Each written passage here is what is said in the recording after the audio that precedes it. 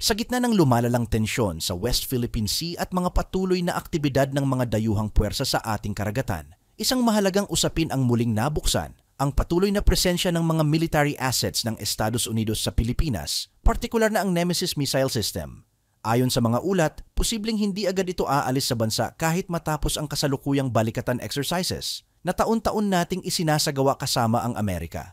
Posibleng manatili pa sa Pilipinas ang Nemesis missile system ng US kahit matapos na ang balikatan exercises. Samantala, malaki ang posibilidad na galing ng China ang mga submersible drone na narecover sa ating karagatan.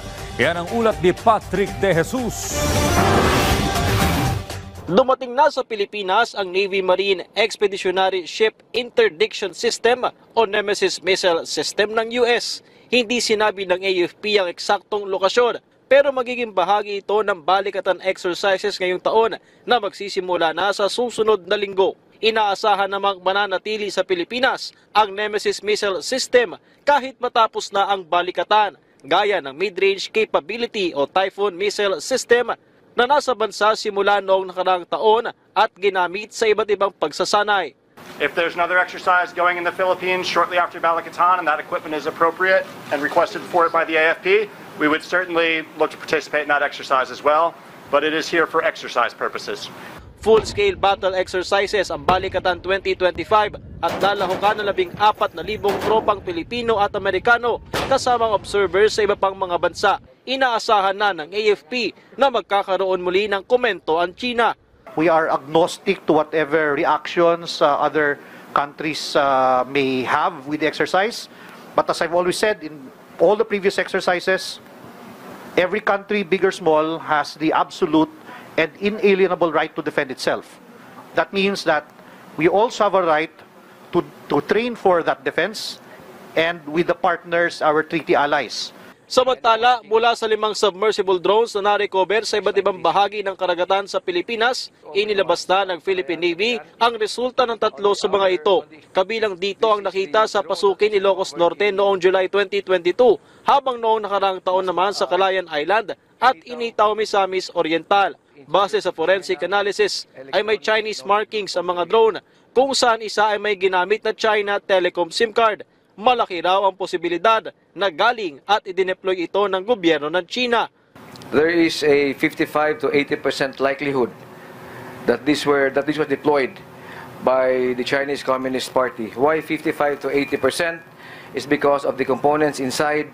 They have the capability to receive, to process, to store, and to transmit data through satellite communications to a station on land, to a mothership, or to other drones. Dagdag ng Navy, may implikasyon sa pambansang seguridad ang mga impormasyong maaaring nakuha ng mga drone. In today's generation of warfare, information is key. He who holds information will have an advantage. Any potential adversary who would like to harm our country would need to know the information. More importantly, since we are an archipelago, underwater information. Ikinabahala rin ng National Maritime Council at National Security Council ang natuklasan sa mga nakuhang drone. So, why are they here or why they've been used here? Again, for military and non-military purpose. So again, that's for intelligence gathering. Whether it's military or non-military, it's for intelligence gathering. So basically, that's how far they would like to venture into our maritime territory. Manufactured by China state organizations. So evidently, I think now we can conclusively say that these are Chinese underwater drones. And these are alarming because, as mentioned by Yusek Lopez, these are used for intelligence purposes. So this really shows the extent of the operations in the Philippines. Wala pang tugon ng embahada ng China patungkol dito. Patrick De Jesus para sa Pambansang TV sa Bagong Pilipinas. Ang isyong ito ay may malalim na implikasyon sa pambansang seguridad, diplomasya at paninindigan ng Pilipinas sa harap ng mga lumalawak na pagbabanta sa ating teritoryo. Hindi rin ito isang pangkaraniwang balita lamang. Sa harap ng mga report tungkol sa pagkakatuklas ng mga submersible drones na may Chinese markings, mga makabagong kagamitan na kayang magtipon at magpadala ng sensitibong impormasyon, mas lalo nating kailangang pag-isipan kung sapat ba ang ating kakayahang ipagtanggol ang sarili nating bayan. Kung ang teknolohiya ng ibang bansa ay tahimik nang gumagalaw sa loob ng ating karagatan, dapat din nating tanungin ang ating sarili. Ano ang tugon natin? Sapat ba ang mga kasalukuyang hakbang ng gobyerno para mapanatili ang seguridad sa himpapawid at ilalim ng dagat? At kung may tulong na dumarating mula sa mga kaalyado nating bansa, gaya ng Nemesis Missile System ng Amerika, makatarungan ba na ito'y tanggihan o pagdudahan, lalo na kung ang layunin ay pagpapalakas ng ating defense posture? Ang balikatan exercises ay hindi lamang pagsasanay. Ito ay bahagi ng mas malawak na ugnayang militar sa pagitan ng Pilipinas at Estados Unidos. At sinasalamin nito ang hangaring patatagin ang ating depensa. Ngunit gaya ng inaasahan, hindi mawawala ang mga tanong. Bakit ngayon? Ano ang implikasyon nito sa mga relasyon natin sa ibang bansa gaya ng China? At higit sa lahat, para kanino talaga ang mga hakbang na ito? Sa mga susunod na bahagi ng ulat na ito, susuriin natin ang mga detalyeng lumabas, ang potensyal na pananatili ng missile system, ang aktibidad ng mga dayuhang drone sa ating teritoryo, at ang posibleng banta sa ating pambansang seguridad. At mula rito, makikita natin kung ang mga hakbang ng pamahalaan ay sapat, nararapat o kulang pa sa harap ng mga banta na tila mas palihim at mas teknolohikal na ang anyo. Dagdag pa rito, ang pananatili ng ganitong sistema sa Pilipinas ay hindi dapat ituring bilang pagsuko ng ating kalayaan o soberanya. Sa halip, ito ay pagpapatibay ng ugnayan sa mga kasangga, lalo na sa panahong may malinaw na banta. Kinumpirma ng Philippine Army na nasa bansa na ang Nemesis anti-missile ship ng Estados Unidos. Magiging bahagi ito ng isasagawang balikatan exercise na magsisimula sa susunod na linggo. The Nemesis, I will confirm that it's already in country. I will not say where, but it is going to participate. It's going to be part of the exercises. Matatandaang ipinangako ni US Defense Secretary Pete Hegseth nang bumisita ito noong March 28 na magde-deploy sila ng mga advanced capabilities sa bansa. Kabilang na ang Nemesis anti-missile ship para sanayin ang mga Pilipinong sundalo upang matugunan ang mga banta sa bansa. Ang Nemesis o Navy Marine Expeditionary Ship Interdiction System ay isang ground-based anti-ship missile system ng US Marine Corps. Isa itong mobile missile launcher na maaaring gamitin sa mga baybaying lugar upang pigilan ang barkong pandigma ng kalaban mula sa lupa. Kaya nitong tumama sa layong higit sa 100 nautical miles. Noong nakaraang taon, naunang idineploy sa bansa ang MRC o Mid-Range Capability Missile ng Estados Unidos na ginamit sa Salaknib exercise kung saan binatikos ito ng China. Isasagawa ang balikatan exercise sa operational area ng Western Command at Northern Luzon Command mula sa Palawan hanggang sa Batanes. Sinagot naman ni General Lohico ang anumang reaksyon ng China ukol dito. Every country, big or small, has the absolute and inalienable right to defend itself. That means that we also have a right to train for that defense and with the partners, our treaty allies. So what we are just doing is in consonance with our mutual defense treaty. Natanong din kung mananatili sa bansa ang Nemesis pagkatapos ng balikatan. Ito ang tugon ng sundalo ng US.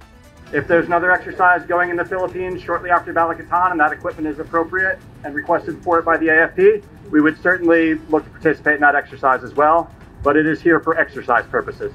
Lalahukan ang pagsasanay ng nasa 14,000 sundalo. 9,000 mula sa Estados Unidos, 5,000 mula sa AFP at 200 na Australian Defense Force. Kabilang naman sa magiging observer ang Japanese Defense Force, Czech Republic, Poland at Colombia. Ryan Lacanlale, UNTV News and Rescue. Diyos ang aming sandigan, serbisyo publiko ang aming pinahahalagahan. Hindi ito usapin ng pagiging sunod-sunuran, kundi ng pagiging matalino na sa kabila ng limitadong kakayahan natin sa ngayon, pinipili natin ang mga hakbang na makatutulong para mas mapalakas ang ating depensa, habang unti-unting pinauunlad ang ating sariling kakayahan para sa hinaharap.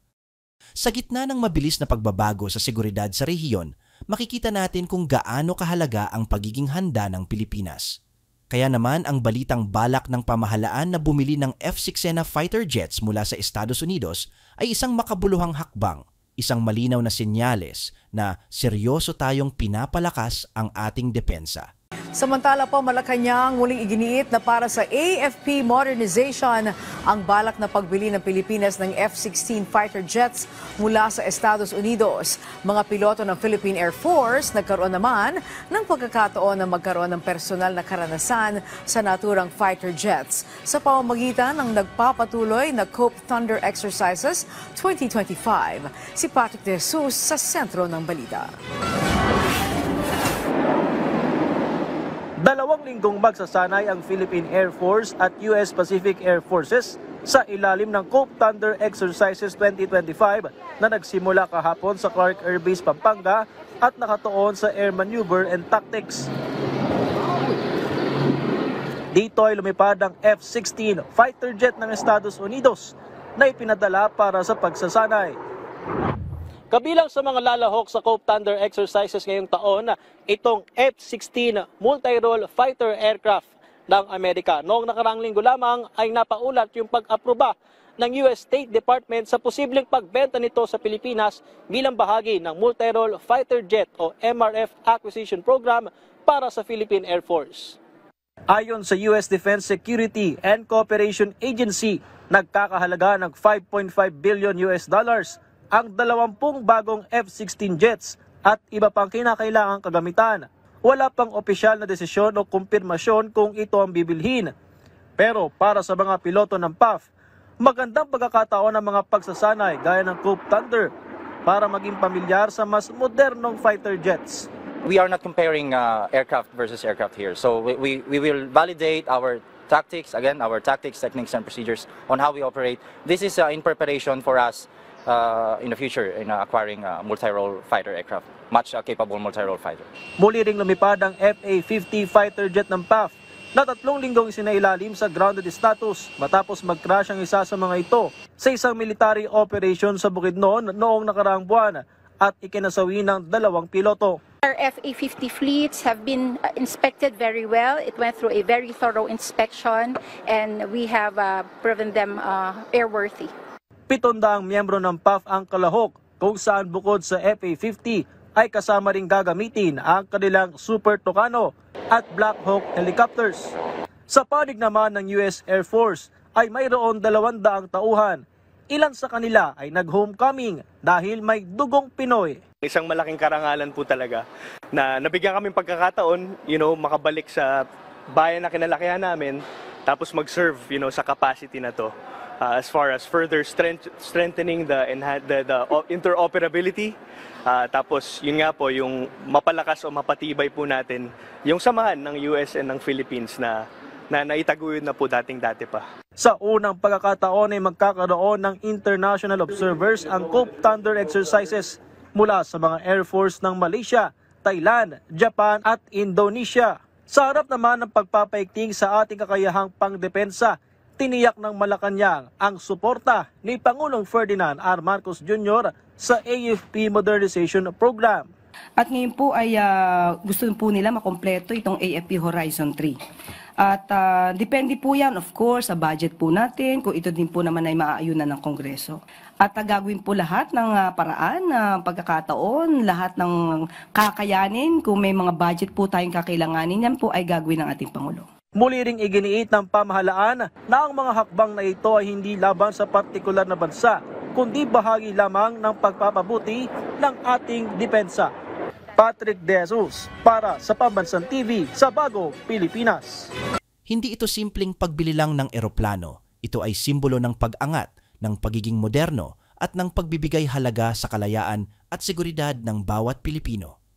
Sa isang panahon na parami ang banta sa ating karagatan at himpapawid, kailangan nating makasabay sa teknolohiya. Hindi na sapat ang luma at limitadong kagamitan. Ang F-6 na ay subok na. Isa ito sa pinaka-epektibong multi-role fighter jets sa mundo, kayang gamitin sa air-to-air at air-to-ground operations. Bukod sa lakas at bilis nito, may advanced na radar, kakayahang magdala ng iba't ibang klaseng armas, at may interoperability pa kasama ng ating mga kaalyado gaya ng Amerika.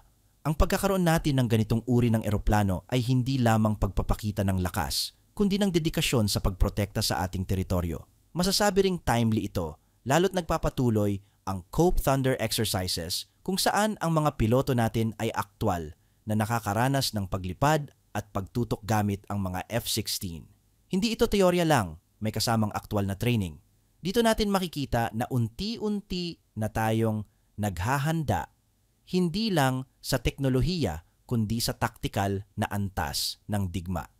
May nagsasabi na sayang ang bilyong piso na mas kailangan ito sa ibang sektor. Totoo, marami tayong pangangailangan, pero hindi natin dapat ipagwalang bahala ang usapin ng seguridad. Dahil kapag ang bansa ay mahina ang depensa, lahat ng ibang sektor ay mas lalong malalagay sa peligro. Paano tayo makakapag-aral, makakapagnegosyo o makakakilos ng malaya kung palaging may pangamba ng panghihimasok o karahasan? Isipin mo, kung may sapat tayong air defense, hindi na natin kailangang umasa sa tulong ng iba sa panahon ng krisis. Hindi na tayo basta-basta babaliwalain. Ang F-16 ay hindi lang makina, ito ay paninindigan, ito ay respeto, at higit sa lahat, ito ay proteksyon para sa kinabukasan. Mahalaga rin na maintindihan ng publiko na ang mga hakbang na ito ay hindi laban sa sinuman. Hindi ito paghamon, kundi paghahanda. Kung may kalakasan ka, may kakayahan kang ipaglaban ang kapayapaan. Iyan ang tunay na layunin ng modernization program.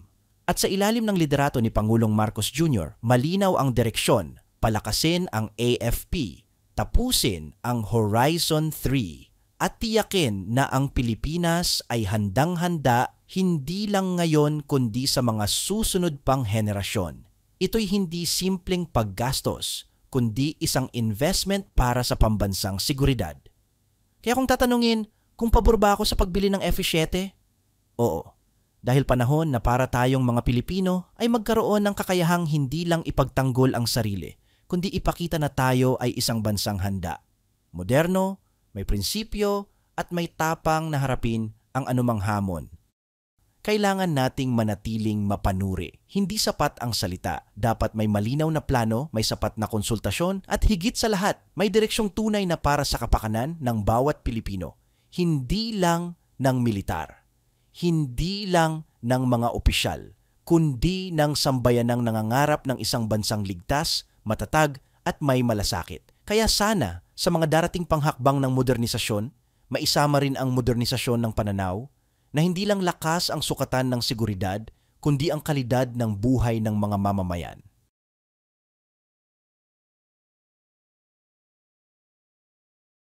Sa gitna ng mga isyong umiikot sa seguridad, soberenya at kalagayan ng Pilipinas sa rehiyon ng Southeast Asia, isang tahimik pero makabuluhang tagumpay ang bumungad nitong linggo.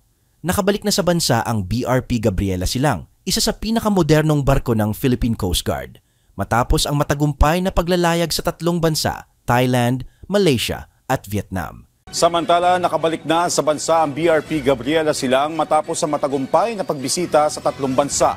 Ayon sa Philippine Coast Guard, patunay ito na epektibo ang ipinatutupad na modernization program ng pamahalaan.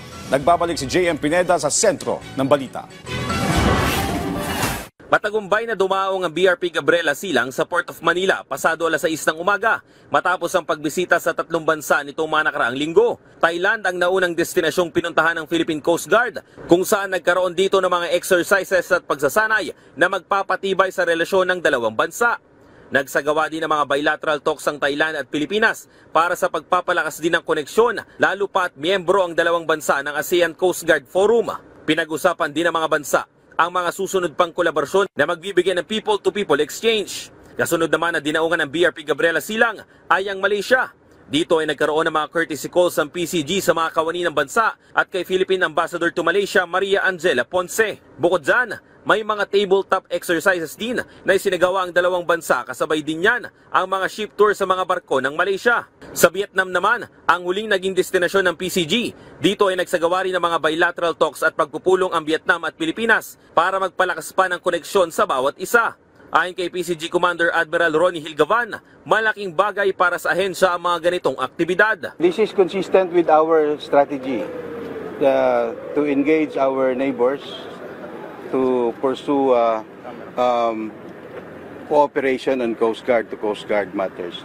But in a more deeper meaning, we just relive the values of our forebears, that we are a peace-loving, resilient, and excellent mariners. Patunay rin daw ito na epektibo ang modernization program ng pamahalaan sa hanay ng Coast Guard dahil sa mas naging malawak ang kakayaan nito na makapaglayag ngayon. Kaya na nating maglibot sa Southeast Asia na hindi apektado gaano yung ating domestic operations. We already have the appropriate type of ships. Of course, we are still modernizing. We are still acquiring more ships. BRP Gabriela Silang actually represents the largest offshore patrol vessel. Target din ng PCG na daungan at kumpletuhin ng bansa sa Southeast Asia sa mga susunod na taon. Dagdag pa ni Gavan na mensahe ito para sa buong mundo na ang Philippine Coast Guard ay nagpapatupad ng kapayapaan sa karagatan at sumusunod sa International Maritime Law. Samantala, kinumpirma naman ng PCG na 2 na lang ang hinahanap sa 10 nawawalang sakay ng lumubog na barko sa Mindoro. Tiniyak ng ahensya na patuloy silang magsasagawa ng search and rescue operation sa lugar para makita ang 2 pang nawawala. Nakatakda naman na magsagawa ng investigasyon ng PCG sa nangyaring pagtaob ng dredging vessel pagtapos ng isinasagawang search and rescue. JM Pineda para sa Pambansang TV sa Bagong Pilipinas. Hindi lang ito isang ordinaryong goodwill mission. Ito ay malinaw na pahayag sa rehiyon at sa buong mundo. Narito ang Pilipinas, handang makipag-ugnayan, makipagtulungan, at higit sa lahat, ipakita ang presensya nito sa mga dagat na matagal nang sinusubok ng iba't ibang interes. Ang misyon ng BRP Gabriela Silang ay hindi lang simpleng pagbisita. Sa bawat destinasyon, may layunin. Sa Thailand, nagsagawa sila ng training at bilateral talks na nakatuon sa pagpapalalim ng ASEAN Coast Guard cooperation. Sa Malaysia, may mga courtesy calls, tabletop exercises, at mga strategic discussions para mapalakas ang regional maritime security. Sa Vietnam, nagtuloy-tuloy ang pagpupulong para sa mas matibay na ugnayan. Sa lahat ng ito, ang mensahe ay malinaw. Ang Pilipinas ay hindi pasibong manonood sa mga pagbabago at sigalot sa rehiyon, kundi isang aktibong kalahok na handang makipagdialogo, makipag-collaborate at tumindig kung kinakailangan. Makikita rito ang epekto ng AFP at PCG Modernization Program na matagal nang isinusulong. Kung dati ay limitado lamang sa mga baybayin ang kayang maabot ng ating Coast Guard, ngayon ay nakalalayag na tayo sa buong Southeast Asia, dala-dala ang bandila ng Pilipinas at ang paninindigang para sa kapayapaan, seguridad at kooperasyon. Sabi nga ng PCG Admiral, ito ay hindi lang para sa training. Ito ay tungkol sa pagbabalik sa mga halaga ng ating mga ninuno, pagiging mapayapa, matatag at mahusay sa karagatan. At iyon ang pinanghahawakan ng bawat miyembro ng PCG na lulan ng barkong ito. Pero higit pa sa teknolohiya, mas mahalaga ang simbolismo ng ganitong uri ng misyon. Sa panahong punong-puno ng sigalot sa mga karagatan, mula sa girian sa West Philippine Sea hanggang sa mga insidente ng pambabraso sa mga mangingisdang Pilipino, napakahalaga ng ganitong klase ng tahimik pero matibay na presensya. Hindi ito presensyang may kasamang giyera. Ito ay presensya ng isang bansang nagbabantay, nagnanais ng kapayapaan pero handang magsalita at kumilos kung kinakailangan. Ang BRP Gabriela Silang ay hindi lang barko, ito ay simbolo ng pag-unlad ng Pilipinas. Isa itong paalala na kaya nating maging makabago, maging epektibo at higit sa lahat, maging aktibo sa pagtatanggol sa ating interes hindi lang sa ating sariling dagat kundi pati sa mga diplomatikong espasyo sa rehiyon. May ilang nagsasabi na baka sayang ang pondo sa mga ganitong biyahe. Pero kung iisipin nating mabuti, mas malaking gastos ang hindi paghahanda. Mas mahal ang pagtitiis kapag huli na ang lahat. Ang diplomasyang tulad nito ay hindi gastos. Ito ay investment. Investment sa tiwala ng ibang bansa, investment sa training at karanasan ng ating mga tauhan, at investment sa paglikha ng network ng mga kaalyado sa panahon na hindi na sapat ang magsarili. Sa pagbabalik ng BRP Gabriela Silang sa Maynila, dala nito ang higit pa sa ulat. Dala nito ang pananabik ng isang bansang gustong umangat, ang tiwala ng mga kaalyado sa ating kakayahan, at ang panibagong sigla sa ating layuning ipagtanggol ang ating karapatan, hindi sa pamamagitan ng sigawan, kundi sa pamamagitan ng presensya, respeto at paninindigan. At habang nagpapatuloy ang modernization program ng PCG, mas nagiging malinaw ang direksyong tinatahak natin. Isang Pilipinas na hindi lamang inaabot ang bawat isla kundi isang bansang pinapansin, kinikilala at iginagalang sa buong rehiyon. Dagsa na kaya sa mga pantala ng ating mga kababayang pabalik na ng Metro Manila mula sa mga probinsya? Alamin natin sa balitang pambansa ni JM Pineda ng PTV Live. Naomi, ilan nga sa mga pasahero dito sa Northport ay nagsimula na ngang dumagsa. Pero sa ngayon nga, kanina lang ay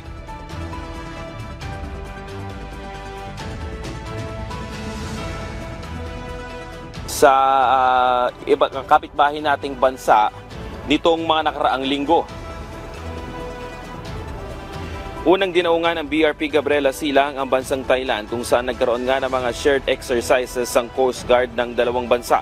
Kabilang sa ginawa nila ay ang communication exercises at passing exercises. Ito rin ang unang pagbisita ng Pilipinas sa port ng Thailand na patunay ng magandang relasyon ng Pilipinas at Thailand sa mga nagdaang taon. Nagpapakita rin daw ito ng pagkokonekta ng mga dagat ng dalawang bansa gamit ang mga maritime heritage. Matapos ang port visit sa Thailand, dumiretso naman papuntang Malaysia ang mga crew ng BRP Gabriela Silang at nagkaroon nga dito ng courtesy call kay Philippine Ambassador to Malaysia Maria Angela Ponce. Kasabay rin niya na ang mga bilateral talks na ginawa ng dalawang bansa. Bukod dyan ay nagsagawa din ng tabletop exercises para sa pagpapatibay ng kooperasyon ng dalawang bansa. Naomi, natapos din ang pagbisita ng Pilipinas sa Malaysia sa isang communication exercises. Huling pinuntahan ng BRP Gabriela Silang ang Vietnam na nagsagawa rin ng bilateral meetings at ilang mga ship tours sa mga barko ng Vietnam.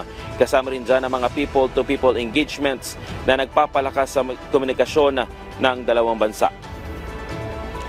Naomi, sa ngayon nga ay magkakaroon pa ng programa para dito sa pagdating ng BRP Gabriela Silang dito sa Pier 13 at inaasahan nga na dadating dito si PCG Commander Admiral Ronnie Hilgaban. Samantala doon naman sa parte ng port area para doon sa mga darating na papunta dito sa Metro Manila galing sa kanilang mga bakasyon ay may mga nagsisimula na nga rin dumating at dito sa kanilang dito sa Manila, lalo na yung mga may trabaho na ngayon. Yung ilang mga nakita natin kanina sa port area ay kaunti pa lang naman yung pila pero panigurado. Maraming salamat JM Pineda ng PTV. Sa gitna ng lumalalang tensyon sa West Philippine Sea at sunod-sunod na aktibidad ng mga banyagang puwersa sa loob mismo ng ating karagatan, isang mahalagang usapin ang muling nabuksan ang patuloy at lumalalim na presensya ng mga dayuhang kagamitan sa ating bansa, partikular na sa anyo ng mga makabagong military technologies na kayang mag-operate sa ilalim ng radar, literal at figurative. Hindi na ito basta mga barko o fighter jets na lantaran ng kilos. Sa pagkakataong ito, ang pinakabagong banta ay nakalubog sa katahimikan ng ating dagat, mga submersible drones. Ayon sa inilabas na ulat ng Philippine Navy, 5 ang underwater drones na na-recover sa iba't ibang bahagi ng Philippine waters sa mga nakaraang taon. Sa mga ito, 3 na ang nakumpirma ang pinagmulan. May Chinese markings at ang isa ay gumagamit pa ng China Telecom SIM card. The Philippine Navy has released findings of the 3 out of 5 submersible drones recorded or recovered in different parts of the Philippine waters. The drones bear Chinese markings and one was even found using a China Telecom SIM card. Our PTV's Patrick De Jesus has the report. Out of 5 submersible drones recovered in different parts of Philippine waters, the Philippine Navy has released findings for 3 of them. This includes one that was found in Pasukin, Ilocos Norte on July 2022, and others recovered last year in Calayan Island and in Itao, Misamis Oriental. Based on forensic analysis, the drones bear Chinese markings, and one even used a China Telecom SIM card. There is a strong likelihood that they were from and were deployed by the Chinese government. There is a 55 to 80% likelihood that this was deployed by the Chinese Communist Party. Why 55 to 80%? Is because of the components inside. They have the capability to receive, to process, to store, and to transmit data through satellite communications to a station on land, to a mothership, or to other drones. The Navy adds the information possibly gathered by these drones has implications on national security. In today's generation of warfare, information is key. He who holds information will have an advantage. Any potential adversary who would like to harm our country would need to know the information. More importantly, since we are an archipelago, underwater information. The National Maritime Council and National Security Council also expressed concern over the findings from these drones. So why are they here or why they've been used here? Again, for military and non-military purpose. So again, that's for intelligence gathering. Whether it's military or non-military, it's for intelligence gathering. So basically, that's how far they would like to venture into our maritime territory. In fact, some of the components there were found to be manufactured by China's state organizations. So evidently, I think now we can conclusively say that these are Chinese underwater drones. And these are alarming because, as mentioned by Yusek Lopez, these are used for intelligence purposes. So this really shows the extent of the operations in the Philippines. As of now, there has been no response from the Chinese embassy regarding the matter. Meanwhile, the Navy Marine Expeditionary Ship Interdiction System or Nemesis missile system of the U.S. has arrived in the Philippines. The Armed Forces of the Philippines did not disclose the exact location, but it will be part of the Balikatan exercises this year, which are set to begin next week. The Nemesis missile system is expected to remain in the Philippines even after the conclusion of Balikatan, just like the mid-range capability or Typhoon missile system that has been in the country since last year and was used in various trainings. If there's another exercise going in the Philippines shortly after Balikatan and that equipment is appropriate and requested for it by the AFP, we would certainly look to participate in that exercise as well, but it is here for exercise purposes. Balikatan 2025 will be a full-scale battle exercise with participation from 14,000 Filipino and American troops along with observers from other countries. The AFP already anticipates another response from China. We are agnostic to whatever reactions other countries may have with the exercise. But as I've always said, in all the previous exercises, every country, big or small, has the absolute and inalienable right to defend itself. That means that we also have a right to train for that defense and with the partners, our treaty allies. From the People's Television Network, Patrick De Jesus, Balita Pambansa. Base sa forensic analysis, malaki ang posibilidad, tinayang nasa 55 hanggang 80% na ang mga drone ay i-deploy ng gobyerno ng China, partikular ng Chinese Communist Party. Ang mga drone na ito ay hindi basta mga gamit na napadpad o itinapon lang sa dagat. May kakayahan ang mga ito na mangalap ng impormasyon, magproseso ng datos at magpadala ng intelligence gamit ang satellite communications. Hindi lamang sa kalapit na istasyon kundi sa mothership o iba pang drone sa paligid. Sa madaling salita, may teknolohiya ng gumagalaw sa ating tubig na tahimik na nakamasid, nagmamasid at maaaring nagpapadala ng sensitibong impormasyon sa hindi natin alam na direksyon. Kasabay nito, dumating na rin sa Pilipinas ang Nemesis missile system ng Estados Unidos, isang makabagong sistema na bahagi ng Balikatan exercises ngayong taon. At tulad ng mga nakaraang kagamitan na ginamit sa training gaya ng mid-range capability o Typhoon missile system na nanatili pa sa bansa matapos ang training, inaasahang mananatili rin ang Nemesis kahit tapos na ang formal na aktibidad. Isa itong senyales ng lumalalim na military cooperation sa pagitan ng Pilipinas at ng Amerika, isang alyansa na may mahabang kasaysayan pero ngayon ay muling binibigyan ng panibagong laman at kahulugan. Sa isang banda, ang presensya ng Nemesis at ang mga pagsasanay ng Balikatan ay nakikita bilang hakbang upang palakasin ang kakayahan ng bansa na ipagtanggol ang sarili. Ngunit sa kabilang banda, ito rin ay kinikilala bilang sensitibong isyu na maaaring magbunga ng mga reaksyon hindi lamang mula sa China kundi sa iba pang aktor sa rehiyon. Hindi ito simpleng training lamang. Ito ay bahagi ng mas malawak na estratehiya at maaaring maging barometro ng posisyon ng Pilipinas sa harap ng patuloy na geostrategic competition sa Indo-Pacific region. Kaya sa gitna ng mga drone na gumagala sa ating karagatan, ng mga missile system na dumarating at ng mga training na nagiging mas malawak at mas high-tech taon-taon, isang malinaw na tanong ang dapat nating itanong sa ating sarili. Bilang isang bansa, handa ba talaga tayong harapin ang katotohanan na hindi naligtas ang manahimik? Nasa panahon ng modernong paniniktik at tahimik na pananakop, ang pagiging walang aksyon ay isang anyo na rin ng pagsuko. The Philippine Navy has released findings of the 3 out of 5 submersible drones recorded or recovered in different parts of the Philippine waters. The drones bear Chinese